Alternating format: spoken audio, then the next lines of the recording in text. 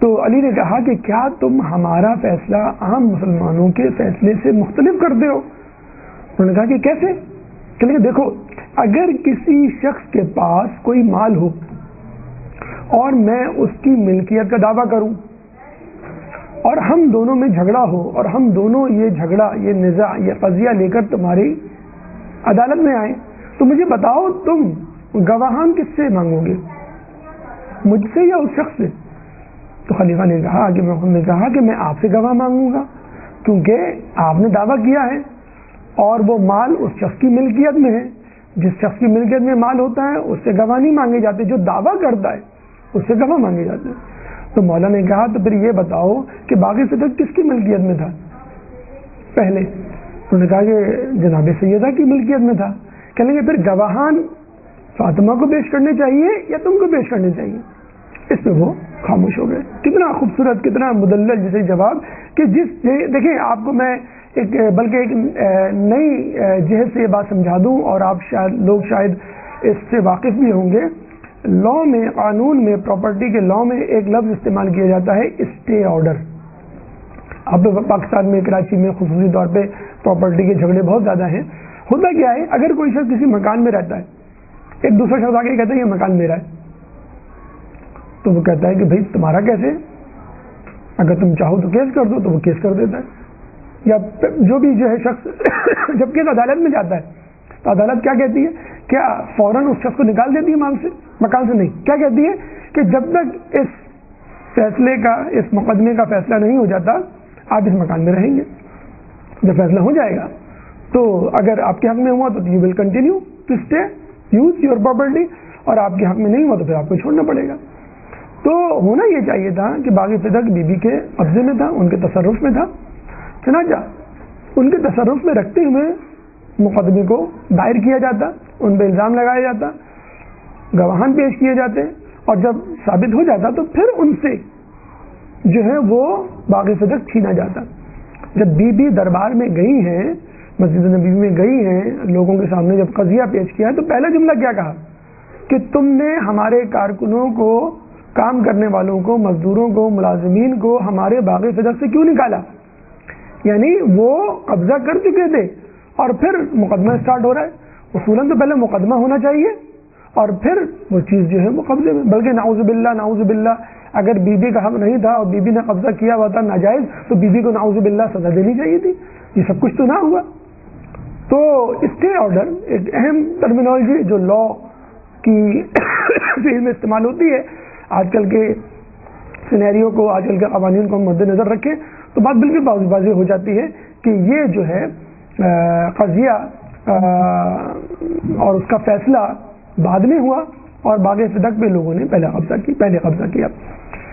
تو یہ 6 سوال یہاں تک اپنے اختتام کو پہنچے. اب باقیہ سوالات کے باغ صدق، مقدمہ صدق کی کارروائی کیا تھی، پھر 8واں سوال کہ اس کا فیصلہ کیا ہوا، پھر بی بی کا رد عمل، پھر خلفاء کا، حاکم وقت کا رد عمل، تاریخ کا فیصلہ اور بی بی کا فیصلہ یا بی بی کی وصیت. یہ تمام کچھ ایک چھوٹے سے وقفے کے بعد ایک درود پڑھ محمد علیہ محمد.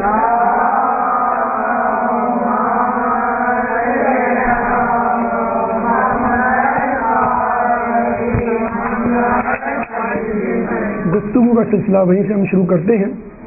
ہم نے باغ صدق کے حوالے سے گفتگو کی کہ باغ صدق کیا ہے، اس کے بعد باغ صدق رسول اللہ کے پاس کیسے آیا، پھر تیسرا سوال باغ صدق بی بی سیدہ کے پاس کس طرح پہنچا، کس نص کے تحت، کس اصول کے تحت. چوتھا سوال کہ رسول کی شہادت کے بعد اس باغ صدق کو حاکم وقت نے اپنے قبضے میں کیوں لیا. پانچواں سوال بی بی نے احتجاج کیوں کیا. چھٹا سوال مولا علی نے احتجاج کیوں نہیں کیا یا کس طرح کیا. اب آئیے 7ویں سوال کی طرف کہ مقدمہ صدق کی کارروائی کیا تھی. مگر مقدمہ صدق کی کارروائی بہت زیادہ ضروری ہے. فریقین کے دلائل سننا اور یہ دیکھنا کہ کن کے دلائل میں وزن ہے، اس حوالے سے کہ جو دعویٰ کرنے والی خاتون تھیں وہ کوئی عام خاتون نہیں تھیں رسول اللہ کی بیٹی اور شہزادی کونین جنت کی عورتوں کے سردار، اور دوسری طرف باقی تمام افراد۔ چنانچہ بی بی سیدہ کو جب پتہ چلتا ہے کہ میرے باغ فدق میں کام کرنے والے لوگوں کو وہاں سے نکال دیا گیا ہے، تو وہ خلیفہ کے دربار میں یعنی مسجد نبوی میں آتی ہیں، اور یہ بھی کہا جاتا ہے کہ وہ مرکزی دروازے سے داخل ہوتی ہیں تاکہ لوگوں کو پتہ چل جائے کہ کوئی اہم بات ہونے جا رہی ہے، اور زیادہ سے زیادہ لوگوں کو جو ہے وہ معلوم ہو تاکہ مقدمے کی کارروائی اور یہ قضیہ لوگوں پر واضح طور پر آشکار ہو سکے۔ چنانچہ بی بی جب دعویٰ کرتی ہیں، احتجاج کرتی ہیں، تو ان سے کہا جاتا ہے کہ آپ گواہان لے کر آئیں کہ یہ باغ فدق جو ہے وہ آپ کا ہے۔ اچھا، اس باغ فدق کی کارروائی کو ہم 3 جہتوں سے دیکھ سکتے ہیں۔ نمبر 1 بطور ہبہ، نمبر 2 بطور میراث، اور نمبر 3 بطور صدقہ۔ بطور ہبہ اور بطور میراث تو خود بی بی سیدہ کی طرف سے دعویٰ تھا، اور بطور صدقہ حاکم وقت کی طرف سے دعویٰ تھا کہ یہ صدقہ ہے نہ کہ ہبہ یا کوئی میراث۔ چنانچہ پہلے جو دعویٰ کیا گیا وہ ہبہ کے حوالے سے کہ رسول نے مجھے دیا تھا، یہ باغ میرا ہے اور تم نے اس پر کیوں قبضہ کیا۔ انہوں نے گواہان طلب کیے، تو آپ نے گواہان میں مولا علی کو پیش کیا، ام ایمن کو پیش کیا، اور جناب حسنین یعنی امام حسن امام حسین کو پیش کیا۔ اب لوگوں نے آپ کی طرف سے پیش کیے جانے والے گواہان میں کچھ نقائص بتلائے اور یہ کہا کہ گواہی ناکافی ہے۔ وہ نقائص کیا تھے، یا ان گواہان کی گواہی کو قبول کیوں نہیں کیا گیا؟ 3 طریقے سے اعتراض کیے گئے، ان اعتراضات کے جوابات بھی ہم آپ کو دیتے چلیں۔ پہلا اعتراض یہ کیا گیا کہ گواہی ناکافی ہے عددن، یعنی مولا علی تھے اور ام ایمن، تو مولا علی کے ساتھ ایک مرد ہونا چاہیے تھا، یا ام ایمن کے ساتھ ایک عورت، تاکہ 2 مرد یا ایک مرد 2 عورتوں والی گواہی مکمل ہو جائے۔ عددن کے حوالے سے ہم جواب دیتے چلیں کہ دیکھیں، مولا علی کو فقط ایک فرد سمجھنا یا مولا علی کے ووٹ کو فقط ایک ووٹ سمجھنا، یہ انتہائی جسے کہتے ہیں کہ حقارت آمیز رویہ ہے مولا علی کے ساتھ۔ لیکن کوئی ایسا عموم نہیں، کوئی ایسا عمومی مسئلہ نہیں جس میں ایکسیپشنز تخصص نہ ہو۔ کیا مولا علی کی حیثیت، مقام و مرتبہ خزیمہ بن ثابت سے کم تھا کہ جن کو رسول اللہ نے ذو الشہادتین کہا تھا، اور ان کی شہادت، ان کی گواہی پر وہ مقدمات کے فیصلے کر دیا کرتے تھے، اور رسول کے بعد بھی خزیمہ بن ثابت کی گواہی پر بغیر کسی دوسرے گواہ کو طلب کیے فیصلے ہو جاتے تھے؟ تو کیا مولا علی کی حیثیت اور قابلیت اور مقام و مرتبہ خزیمہ بن ثابت سے بھی کم تھا؟ بلکہ ہمیں تو روایت میں یہ بھی ملتا ہے کہ جابر بن عبداللہ انصاری نے ایک دفعہ خلیفہ کے سامنے آگے کہا کہ رسول نے مجھ سے کہا تھا کہ بحرین کے خراج میں تمہارا بھی حصہ ہوگا، چنانچہ بحرین کا خراج آیا ہے تو مجھے اس میں سے حصہ دو۔ تو خلیفہ نے ان سے کوئی گواہ نہیں طلب کیا مزید کوئی دوسرا۔ تو کیا علی کی حیثیت جابر بن عبداللہ انصاری خزیمہ بن ثابت سے کم ہے کہ آپ ان سے کہہ رہے ہیں کہ آپ ایک اور جو ہے وہ گواہ لے کر آئیں؟ پھر ام ایمن جناب سیدہ کی کنیز، جن کو خود آپ نے جنت کی بشارت دی تھی، بلکہ انہوں نے گواہی دینے سے پہلے حاکم وقت سے پوچھا تم کو معلوم ہے کہ میرے لیے جنت کی گواہی دی گئی ہے؟ حاکم وقت نے کہا ہاں مجھے معلوم ہے۔ ان کا اس کے باوجود تو میری گواہی نہیں قبول کرتے۔ پھر انہوں نے گواہی دی اور ان کی گواہی کو بہرحال قبول نہیں کیا گیا۔ پھر آپ یہ دیکھیں کہ اس میں مولا علی شامل ہیں، جناب حسنین شامل ہیں، اور جناب سیدہ تو خیر موجود تھی وہاں پر، رسول موجود نہیں تھے۔ تو یوں سمجھ لیجیے اہل کسا میں رسول نہیں تھے، ان کی شہادت وفات ہو چکی تھی۔ یہ وہ اہل کسا ہے، یہ وہ پنجتن ہیں کہ جنہوں نے عیسائیوں کے خلاف گواہی دی تھی، اور عیسائیوں نے گواہی دینے سے پہلے یا مباہلہ ہونے سے پہلے ہی وڈرا کر لیا تھا کہ اگر یہ لوگ پہاڑ کو اشارہ کریں، حکم دیں تو یہ اپنی جگہ سے ہٹ جائے۔ تو جن لوگوں نے عیسائیوں کے خلاف گواہی دی، عیسائی مذہب اس وقت کے مذہب کو غلط ثابت کیا، اب انہی کی گواہی کو کہہ رہے ہیں کہ تمہاری گواہی ناکافی ہے۔ ان کے مقابلے میں آنے والے لوگوں کو لعنت اللہ علی الکاذبین کہا، بتلا دیا کہ جب بھی یہ لوگ ہوں گے ان کے مقابل جو بھی شخص آئے گا وہ کاذبین میں سے ہوگا. تو ایسے لوگوں کی گواہی کو آپ نے ٹھکرا دیا. پھر ایک دوسرا اعتراض کیا گیا کہ مولا علی چونکہ ان کے شوہر ہیں رشتہ داروں کی گواہی کو قبول نہیں کیا جا سکتا. حالانکہ یہ وہی مولا علی ہیں جو کوفے میں اپنی خلافت کے دور میں اپنے بھائی کے ہاتھ میں گرم گرم سلاح دے دیتے ہیں کہ جب وہ ان سے قرض یا پیسہ مانگتے ہیں کہ کیا تم مجھ سے جہنم کی آگ کا تقاضا کر رہے ہو. تو جو شخص تصرف اور حاکمیت اختیار رکھنے کے باوجود اپنے رشتہ داروں کو اپنے سگے بھائی کو نہ نوازے عقیل ابن ابی طالب کو, تو یہ کیسے ممکن ہے کہ وہ اپنی بیوی کی شہادت کے لیے کوئی جھوٹی بات کرے. تیسرا اعتراض جناب حسنین پہ کیا گیا یہ صغیر سن ہے یعنی چھوٹے ہیں کم عمر ان کی گواہی کو قبول نہیں کیا جائے گا. حالانکہ ایک دفعہ مولا علی جب اپنی زرع کے سلسلے میں بطور گواہ امام حسن کو لے کے جاتے ہیں اور قاضی ان کی گواہی کو قبول نہیں کرتا تو مولا کہتے ہیں کہ کیا جنتی کی گواہی بھی ناقابل قبول ہے؟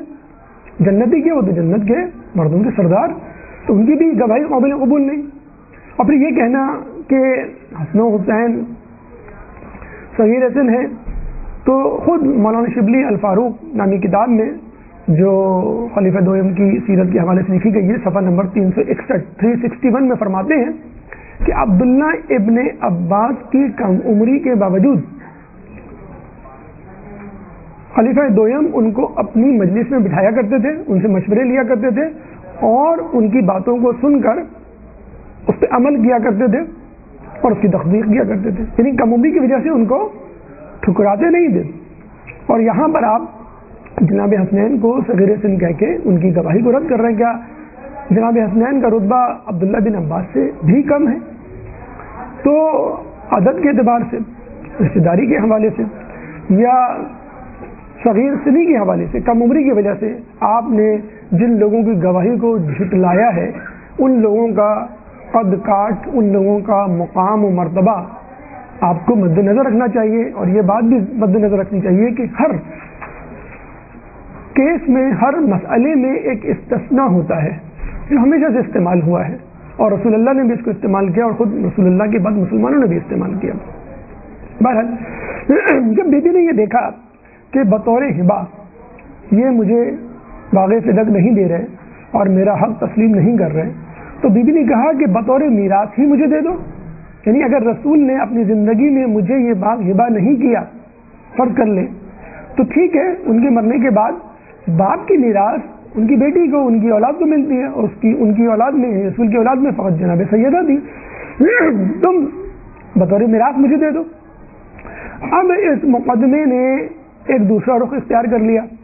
پہلے تو آپ بطور ہبہ اس کیس کو لڑنے آئی تھی, اب اسٹیپ ڈاؤن کر کے انہوں نے کہا کہ جب یہ بطور ہبہ نہیں بات مان رہے تو ٹھیک ہے بطور میراث میں ان سے اپنی بات منوا لیتی ہوں.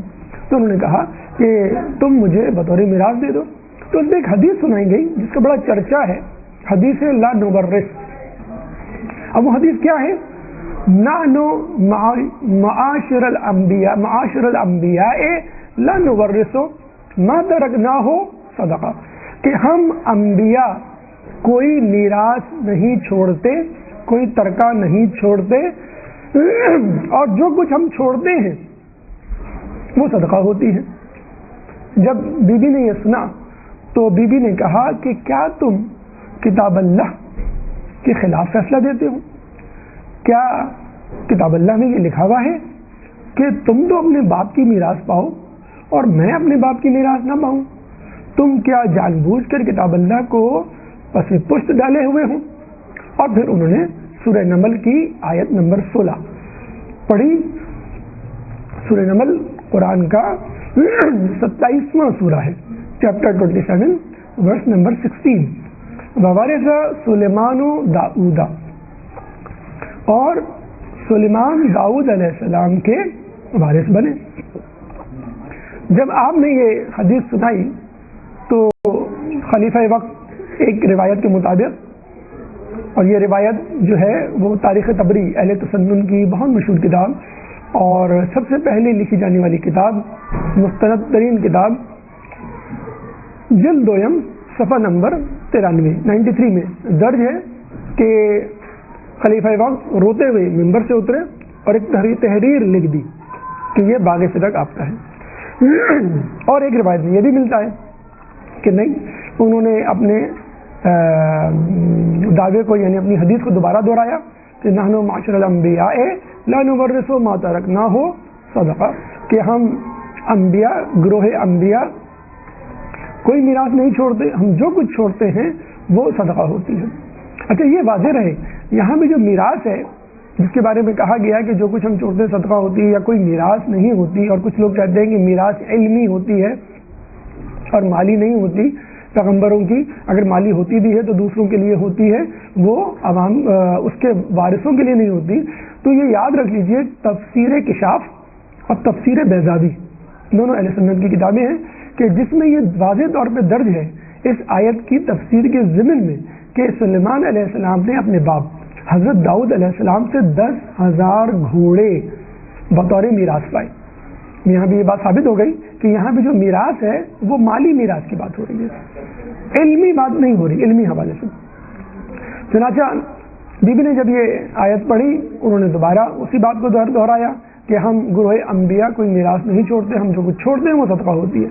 اب بی بی نے سورہ مریم کی آیت نمبر 5 اور 6 کی تلاوت کی. سورہ مریم قرآن کا 19واں سورہ ہے، چیپٹر 19 ورس نمبر 5 اور 6، جس میں زکریا علیہ السلام اللہ تعالیٰ سے دعا کر رہے ہیں اولاد کی. زکریا علیہ السلام فرماتے ہیں انی خفت الموالی من ورائی وکانت امرأتی عاقرہ فہب لی من لدنک ولیہ یرثنی ویرث من آل یعقوب. کیا فرماتے ہیں جناب ذکریہ فرماتے ہیں انی خفت الموالی من ورائی، اے اللہ میں اپنے پیچھے اپنے خاندان والوں سے ڈرتا ہوں. کس صورت میں؟ اس صورت میں کہ وکانت امرأتی عاقرہ، اور ایسے میں میری بیوی بانجھ ہے، یعنی اس کی کوئی اولاد نہیں ہے. اور پھر اللہ تعالیٰ سے دعا کرتے ہیں فہب لی من لدنک ولیہ، اے اللہ مجھے اپنی طرف سے ایک والی وارث دے، یرثنی ویرث من آل یعقوب، جو میرا بھی وارث ہو اور آل یعقوب کا بھی وارث ہو. اب علماء اعلام اس آیت کی بحث میں فرماتے ہیں لفظ ارث الف رے سے، جس سے میراث بھی نکلا ہے، جس سے وارث بھی نکلا ہے،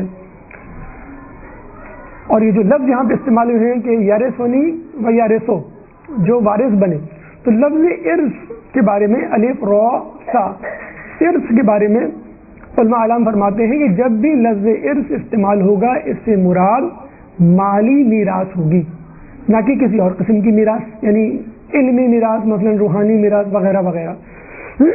اگر کوئی قرینہ نہ ہو، یعنی قرینہ کا مطلب کوئی بیک گراؤنڈ اسٹوری چل رہی ہے، علم کے حوالے سے گفتگو ہو رہی ہے، روحانی حوالے سے، کوئی معنوی حوالے سے، تو ٹھیک ہے آپ کا ذہن وہاں جانا چاہیے. اگر کوئی قرینہ نہ ہو اور لفظ ارث میراث وارث جب بھی ایسے لفظ آئیں تو آپ کے ذہن میں مالی میراث آنی چاہیے.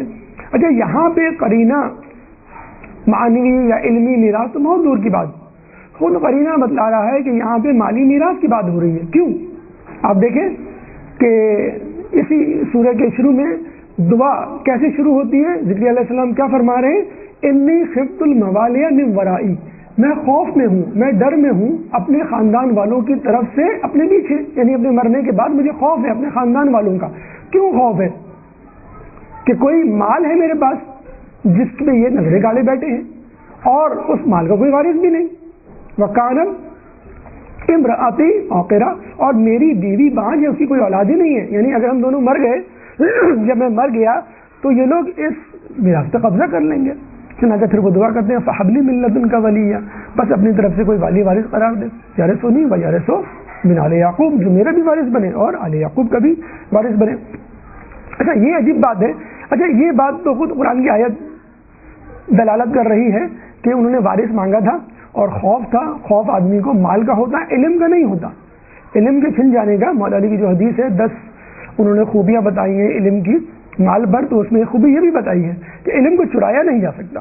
علم تمہاری حفاظت کرتا ہے، مال کو چرایا جا سکتا ہے، مال کی تم حفاظت کرتے ہو، تو علم کے حوالے سے تو وہ دعا نہیں مانگ سکتے۔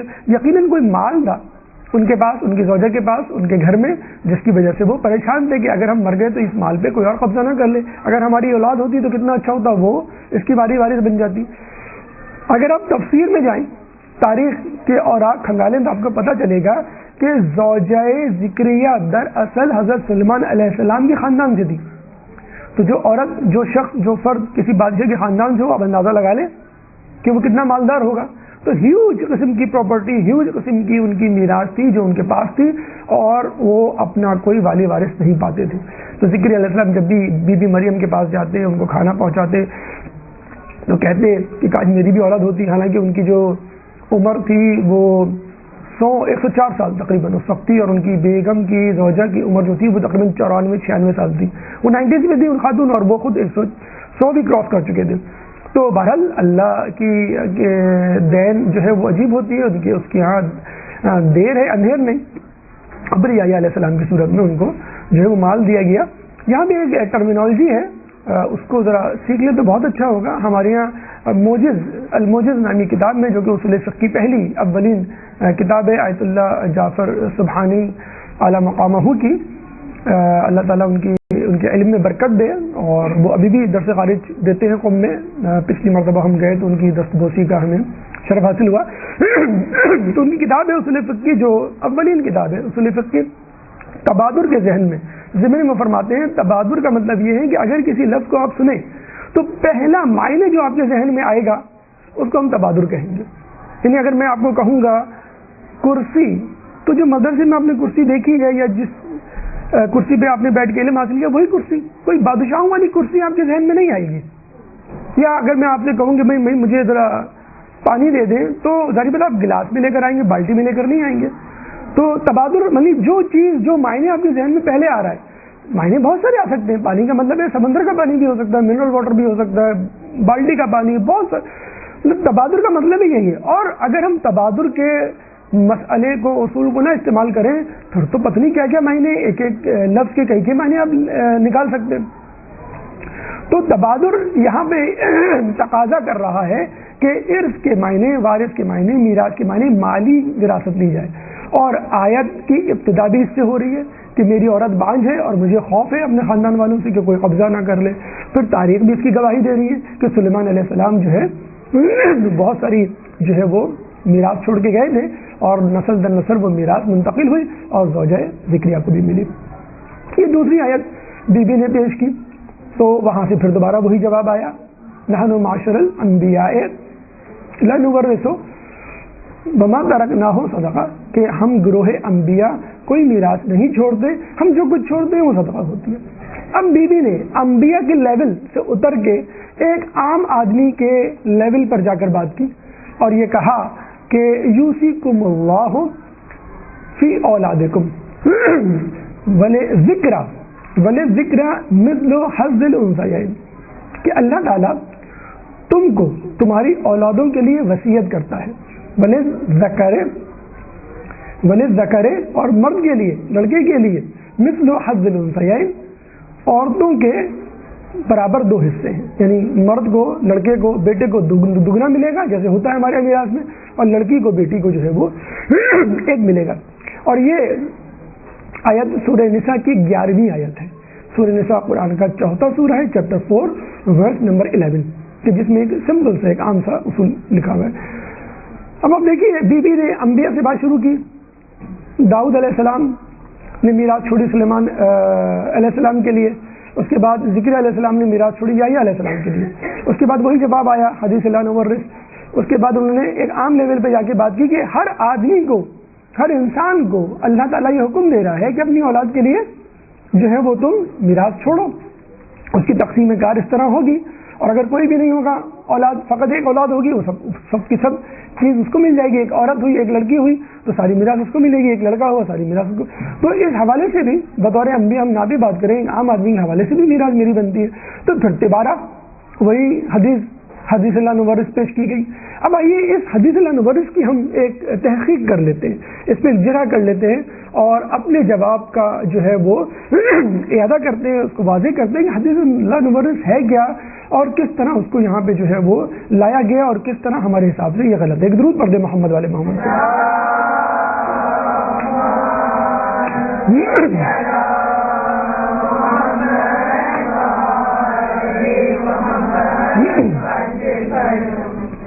دیکھیے آپ غور کریں, بی بی نے بطور میراث بلکہ بطور ہبہ جب بھی بات کی قرآن سے بات کی, انی تارک فیکم مستقلا کتاب اللہ و عطرتی.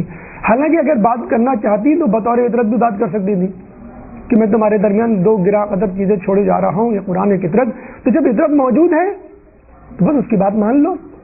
لیکن انہیں اس کا ناجائز فائدہ نہیں اٹھایا, مس یوز نہیں کیا اس حدیث کا. ایک قرآن کی آیت پیش کر دی جو سب لوگوں کے لیے قابل قبول ہو اور اپنے آپ کو اہل بیت کے ذکر سے انہوں نے اسٹیٹس سے ہٹا کے بطور مسلمان پیش کیا.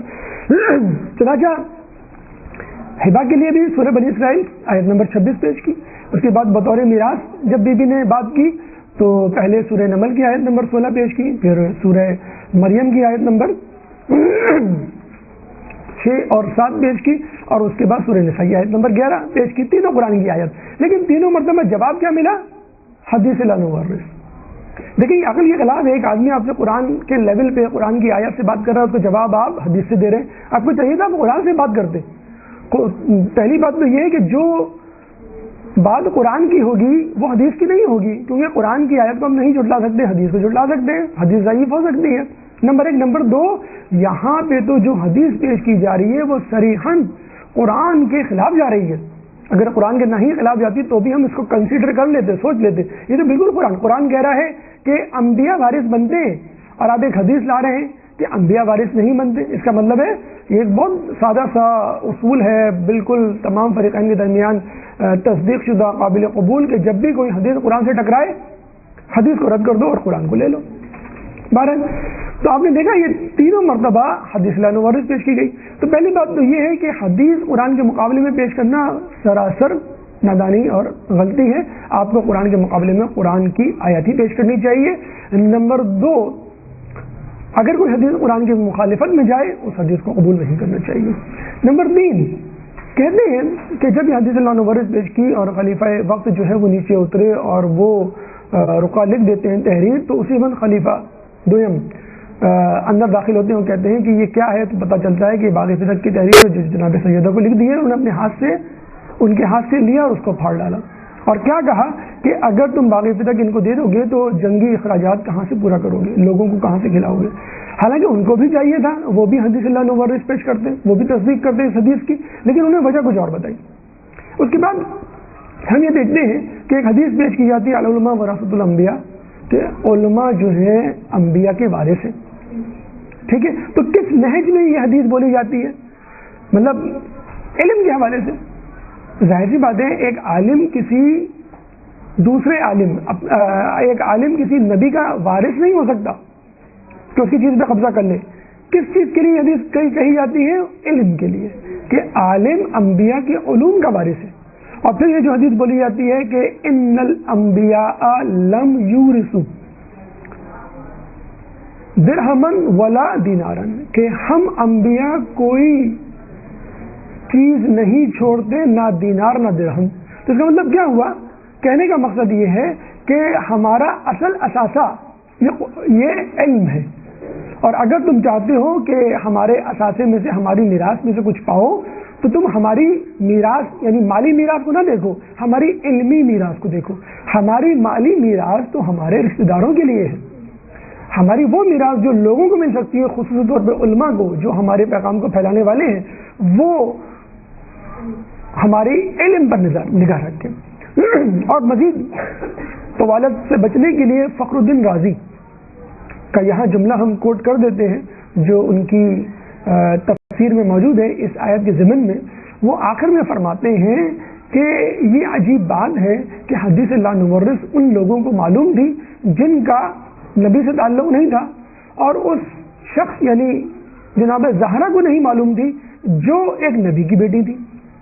حدیث لا نورث کو سب سے زیادہ انبیاء کی اولاد کو یاد کرنا چاہیے, اور نظر میں رکھنا چاہیے. یعنی ایک حاجی حج کرنے جاتا ہے، حج کے مسائل سیکھتا ہے. ایک شخص جو ہے وہ کاروبار میں مگن رہتا ہے، صبح شام اس کو کاروبار کے مسائل اچھے آتے ہیں. ہر آدمی ان مسئلوں کو اچھی طرح جانتا ہے جن سے وہ نمبر آزما رہتا ہے. تو بی بی نے جب یہ میراث لی تھی اور جب اس کی وارث بنی تو کیا ان کے ذہن میں یہ حدیث نہیں تھی؟ آخری بات جو ہم کہنا چاہیں گے کہ رسول اللہ نے قریب المرگ اپنی شہادت سے چند دن پہلے کہا تھا کہ تم مجھے ایک کاغذ اور قلم دے دو تاکہ میں تمہیں ایک ایسی تحریر لکھ دوں کہ جس پہ عمل کرنے کے بعد تم کبھی گمراہ نہیں ہوگے. یعنی حدیث لکھوانا چاہ رہے تھے، کوئی بات لکھوانا چاہ رہے تھے جس کو اگر پکڑ لیتے مسلمان تو گمراہ نہ ہوتے. تو اس وقت نعرہ لگایا گیا حسبنا کتاب اللہ، کہ ہمارے لیے اللہ کی کتاب کافی ہے. یعنی جب رسول حدیث پیش کر رہے ہیں تو آپ قرآن پیش کر رہے ہیں، اور جب نبی کی بیٹی رسول کی بیٹی قرآن پیش کر رہی ہے تو آپ حدیث پیش کر رہے ہیں. تو یہ وہ کنفیوژن تھا، یہ وہ جسے کہتے ہیں یہ خلفشار تھا، یہ وہ انتشار تھا جو مسلمانوں میں اس وقت پیدا ہوا، اور لوگوں نے اپنے اپنے مفادات کو سامنے رکھتے ہوئے کبھی قرآن کو پکڑا، کبھی جو ہے وہ حدیث کو پکڑا. حالانکہ قرآن اور حدیث کو مساوی طور پہ پکڑنا چاہیے. جب قرآن کی بات ہو تو قرآن سے دلائل دیے جائے. اب جب جو ہے وہ حدیث کی بات ہو تو حدیث سے جو ہے وہ دلائل دینے چاہیے، اور جب کسی اور انداز سے بات ہو تو اسی انداز سے. تو یہاں پہ بی بی کے قرآن کے دلائل کو رد کرنے کے جواب میں حدیث کو جو ہے وہ سہارا بنایا گیا. تو آپ نے دیکھ لیا کہ بطور ہبہ بی بی سیدہ کی بات کو ٹھکرایا گیا، بطور میراث بی بی کی بات کو رد کیا گیا، اور کیا کہا گیا یہ ایک صدقہ ہے.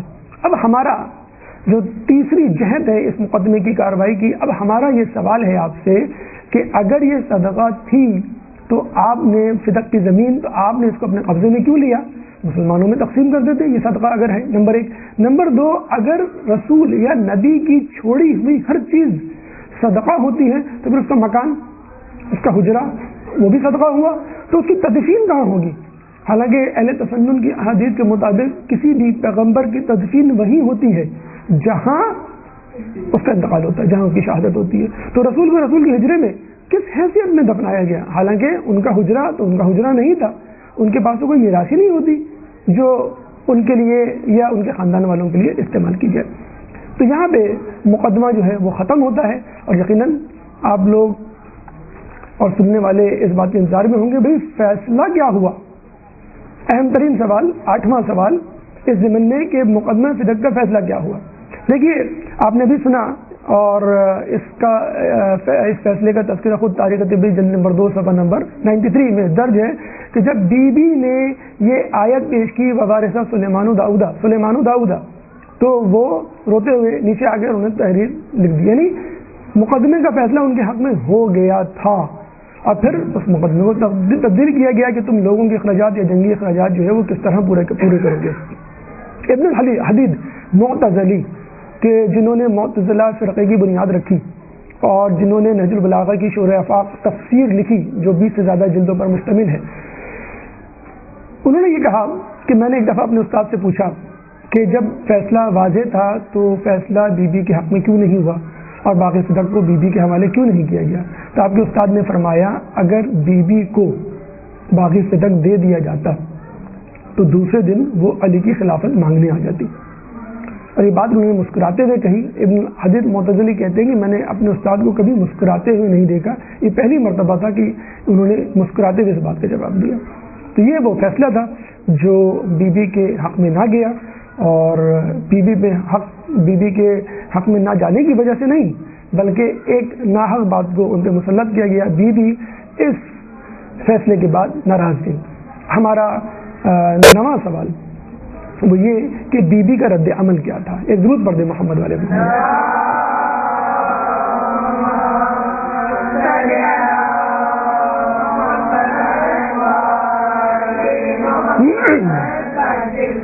بی بی یہ کہتے ہوئے دربار سے رخصت ہوئی کہ صدق اور خلافت تم کو مبارک ہو.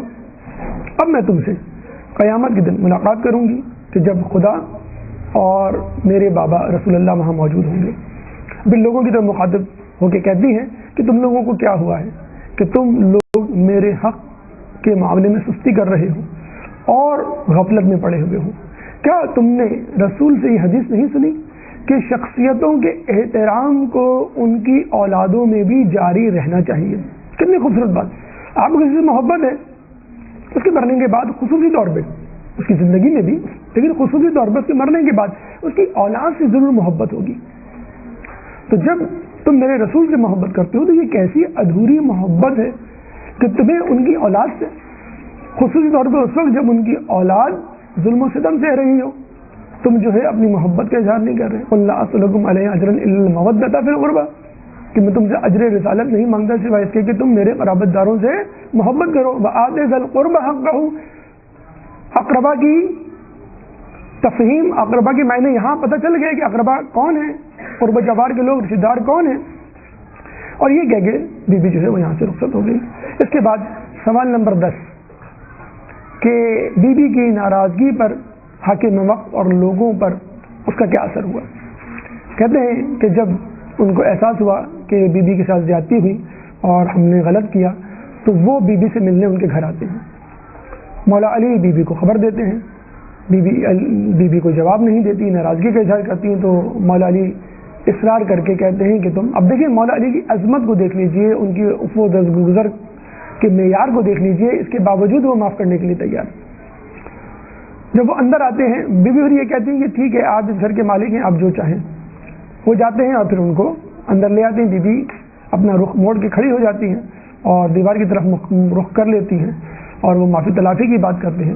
تو بی بی ان سے فقط یہ کہتی ہیں کہ مجھے یہ بتاؤ کیا رسول اللہ سے تم نے یہ حدیث نہیں سنی، فاطمہ تو بضعۃ منی فقط اذان فمن اذاها فقط اذانی، کہ فاطمہ میرے جگر کا ٹکڑا ہے، فمن اذانی، جو کوئی بھی اس کو ناراض کرے گا، فقط اذانی، اس نے مجھے ناراض کیا.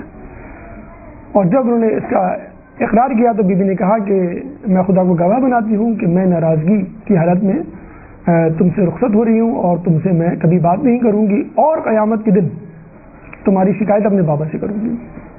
یہ حدیث صحیح بخاری صحیح مسلم میں موجود ہے کہ بی بی جو ہے ان سے ناراض گئی.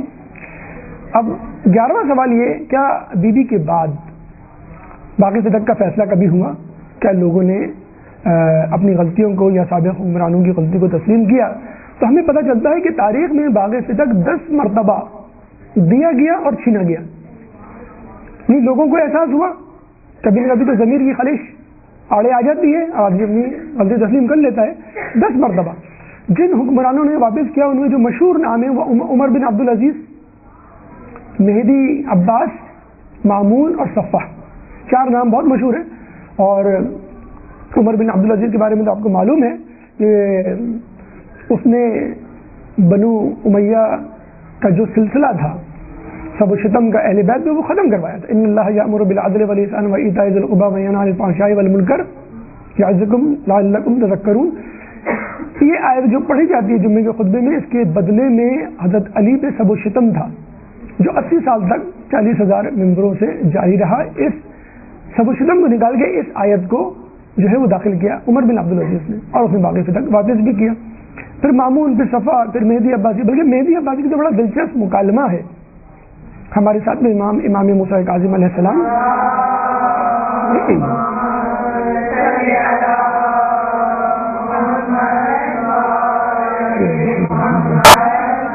کہ جب اس نے آپ سے پوچھا کہ میں آپ کو باغ صدق واپس کرنا چاہتا ہوں، آپ بتلائیے کیا حدود ہے، کتنا بڑا ہے.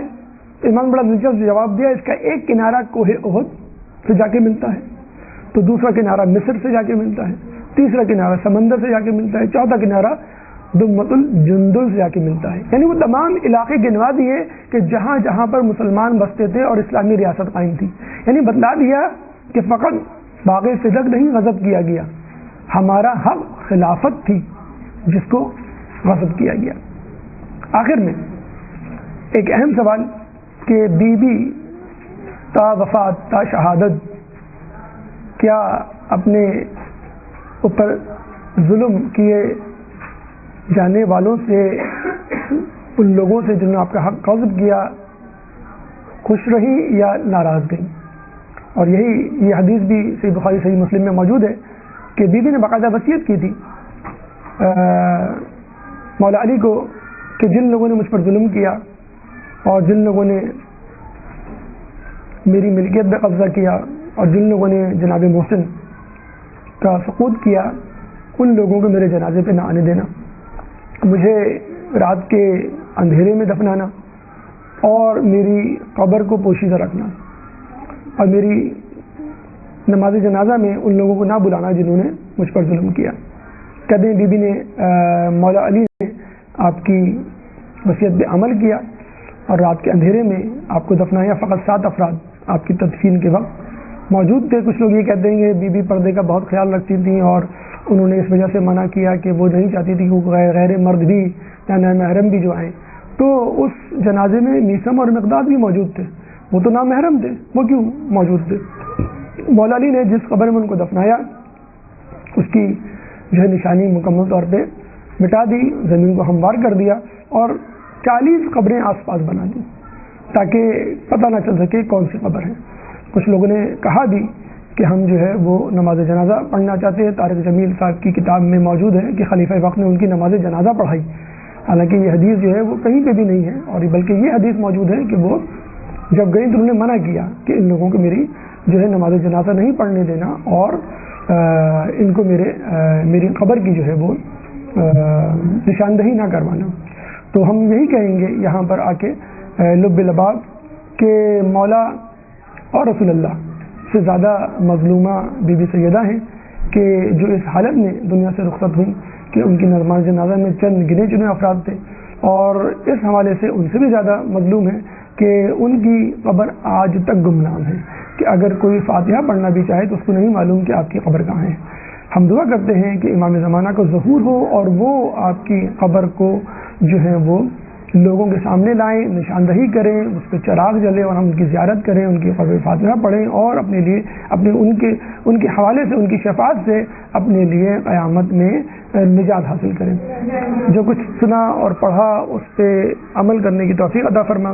اللہ تعالیٰ سے دعا ہے کہ ہمیں بی بی کی سیرت پہ چلنے کی توفیق عطا فرما، ہماری بیویوں کو بی بی کے حجاب کو اپنانے کی توفیق عطا فرما، جو لوگ پریشان حال ہیں ان کی پریشانی کو دور فرما، جو بے روزگار ہیں ان کو روزگار عطا فرما، جو باروزگار ہیں ان کو رزق حلال عطا فرما، جو بیمار حال ہیں ان کی بیماری کو دور فرما، امام کے ظہور میں تعجیل فرما، ہمیں ان کے انصار و اعوان میں شامل فرما۔